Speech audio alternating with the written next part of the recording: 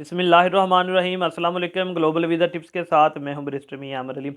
Viewers, आज एक मरतबा फिर मैं अल्बानिया के ऊपर वीडियो लेकर आया हूं। ये दोबारा वीडियो बनाने का मकसद ये था कि उनकी थोड़ी सी अपडेट आई है, एक तो टाइम की ड्यूरेशन के हवाले से, और इसके अलावा वो कुछ एप्लीकेशन न्यूयॉर्क भी फारवर्ड कर रहे हैं। क्यों न्यूयॉर्क फारवर्ड कर रहे हैं ये भी इंशाल्लाह ताला आज की इस वीडियो में बताऊँगा, और इसके बाद मैं इन पर आपको उनकी वीज़ा रेशियो इस वक्त क्या चल रही है उसके बारे में अपडेट दूँगा। जो इस चैनल के ऊपर नए हैं वो इस चैनल को ज़रूर सब्सक्राइब कर लें, साथ में बेल आइकन के बटन को भी क्लिक कर लें, ताकि आने वाली लेटेस्ट वीडियोज़ इन्फॉर्मेशन आप तक बर वक्त पहुंचती रहे। जिस तरह के अभी पाकिस्तान में हालात चल रहे हैं, किसी भी कंट्री का वीज़ा मिलना बहुत ज़्यादा मुश्किल हो गया है। और अब अगर वीज़ा रेशो सभी यूरोपियन या शेंजन कंट्री की देखें तो बहुत ज़्यादा नीचे आ चुकी है। इवन के तुर्की ने भी वीज़ा देना तकरीबन बंद कर दिए हैं, तकरीबन, क्योंकि उनकी वीज़ा रेशो 10 से 15% चल रही है। तो ऐसे हालात में मैं कुछ ऐसी कंट्रीज़ आपके लिए लेकर आता हूँ जहाँ का वीज़ा हासिल करना कदरे ईजी है। उसमें सर्बिया नंबर 1 पर है और नंबर 2 के ऊपर अल्बानिया है। ये कुछ ऐसी कंट्री हैं जो अभी भी आपको वीज़ा ग्रांट कर रही हैं, और इनकी वीज़ा रेशो उन दूसरी कंट्रीज़ के मुकाबले में बहुत ज़्यादा अच्छी है। तो इसके ऊपर ऑलरेडी मेरी काफ़ी वीडियोज़ हैं, मैं उनके लिंक भी डिस्क्रिप्शन में शेयर कर दूँगा, अगर आपने स्टेप बाय स्टेप देखना है किस तरह से अल्बानिया का वीज़ा अप्लाई किया जाता है। आज की वीडियो है उनकी कुछ अपडेट के हवाले से, टाइम ड्यूरेशन के हवाले से। तो मैं बताता चलूँ कि पहले जब हम वीज़ा अप्लाई करते थे और कायरो उनकी एम्बेसी सेलेक्ट करते थे, तो तकरीबन 10 से 12 दिन बाद हमारा सेकंड स्टेप पर चला जाता था, जो कि पेमेंट का होता था। और जब हम उन्हें पेमेंट कर देते थे, जो कि वाइज़ अकाउंट से होती है, ये एक बहुत बड़ा सवाल है। पाकिस्तान से जो वीज़ा अप्लाई करते हैं कि हम उनको पैसे कैसे ट्रांसफ़र करें। चलिए, मैं अब ये टॉपिक आ गया तो इसके ऊपर मैं थोड़ा-सा बता दूँ, क्योंकि जो आपको वो अकाउंट नंबर भेजते हैं पाकिस्तान का कोई भी बैंक, उसके ऊपर पैसे ट्रांसफ़र नहीं करता। तो उसके 2 ही हल हैं। नंबर 1 कि आप वाइज़ का अकाउंट बनाएँ, वाइज़ के अकाउंट से आप आसानी से उनको 20 यूरो उनकी फ़ीस जो है वो ट्रांसफ़र कर सकते हैं।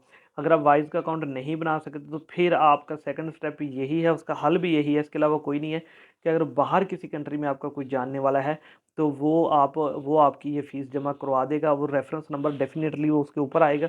उस रिसीप्ट को आप अपलोड करेंगे वेबसाइट के ऊपर, और आपकी जो है वो पेमेंट अप्रूव हो जाएगी। ये पेमेंट का हो गया।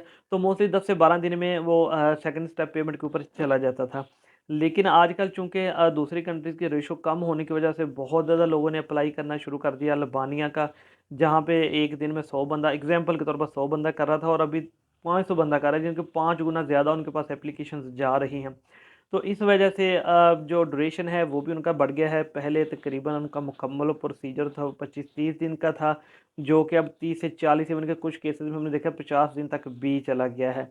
तो एक तो ये एडवाइस याद रखें कि जब आप अपना टूर प्लान बनाएं तो तकरीबन 60 डेज़ का बनाएं अल्बानिया के लिए, क्योंकि वीज़ाज़ उनके ड्यूरेशन जो है वो ज़्यादा होने की वजह से डिले हो रहे हैं।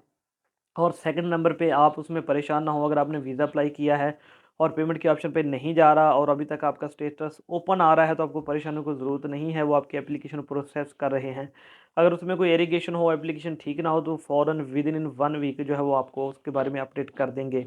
इसके अलावा बहुत ज़्यादा उनके पास एप्लीकेशन जाने की वजह से वो कुछ एप्लीकेशन को न्यूयॉर्क जो उनकी एम्बेसी है वहाँ पर भी फॉरवर्ड कर सकते हैं, और जब वो फॉरवर्ड करेंगे तो आपको ईमेल सेंड करेंगे। तो इसलिए आपने अपनी ईमेल ज़रूर चेक करते रहनी है। जब वहाँ पर सेंड करें तो सिर्फ ये बताएंगे कि आपका कोड जो है वो चेंज हो चुका है, हमने आपकी एप्लीकेशन आगे सेंड कर दी है न्यूयॉर्क। इसके अलावा कुछ एप्लीकेशन को अल्बानिया के लिए भी सेंड कर रहे हैं, तो उनको भी ये ईमेल आती है कि हमने अल्बानिया इमिग्रेशन का हमारा जो डिपार्टमेंट है वहाँ पे एप्लीकेशन आपकी सेंड कर दी है फर्दर प्रोसीजर के लिए, फर्दर वेरिफिकेशन के लिए।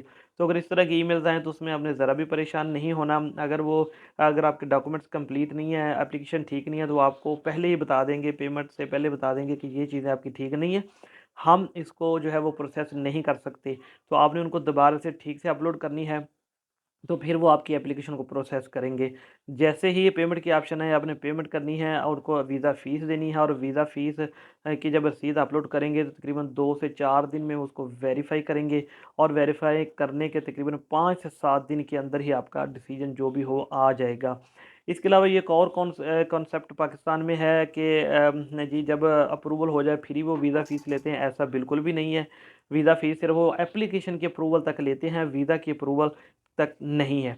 सिर्फ एप्लीकेशन अगर उनको ठीक लगे कि डॉक्यूमेंट्स पूरे हैं, अब हम इसे प्रोसीड कर सकते हैं। उसके बाद फिर वो अपनी जो एम्बेसी की फ़ीस है वो लेते हैं, और एम्बेसी की फ़ीस लेने के बाद फिर वो डिसीजन उनका आता है कि क्या हमने आपको वीज़ा देना है या नहीं देना।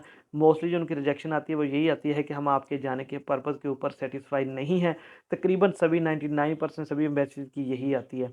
तो ये थी जी अल्बानिया के बारे में अपडेट, जो मैंने ज़रूरी समझा कि मैं आप लोगों को दूँ, क्योंकि बहुत से लोगों ने उसका वीज़ा अप्लाई किया हुआ है और बहुत से लोग प्लानिंग कर रहे हैं वीज़ा अप्लाई करने की। और अगर आप भी वीज़ा अप्लाई करना चाहते हैं, हमारी सर्विसेज लेना चाहते हैं, तो ये नंबर आपकी स्क्रीन के ऊपर है, आप मुझे कॉन्टैक्ट कर सकते हैं।